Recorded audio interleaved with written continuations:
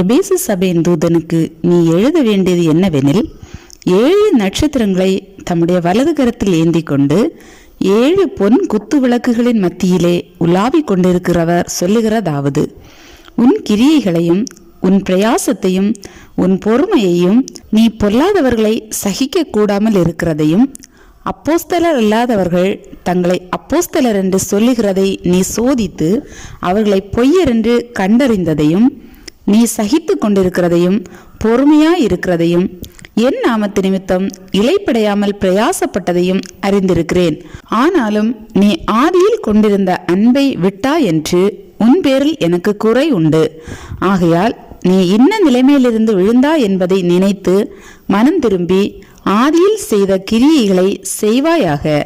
இல்லாவிட்டால் நான் சீக்கிரமாய் உன்னிடத்தில் வந்து நீ மனம் திரும்பாத பட்சத்தில் உன் விளக்கு தண்டை அதனிடத்தினின்று நீக்கி விடுவேன். நான் வெறுக்கிற நிக்கோலாய் மதஸ்தரின் கிரியைகளை நீயும் வெறுக்கிறாய். இது உன்னிடத்தில் உண்டு. ஆவியானவர் சபைகளுக்கு சொல்லுகிறதை காதுள்ளவன் கேட்க கடவன். ஜெயம் கொள்ளுகிறவன் அவனோ அவனுக்கு தேவனுடைய பரதீசின் மத்தியில் இருக்கிற ஜீவ விருட்சத்தின் கனியை புசிக்க கொடுப்பேன் என்றெழுது.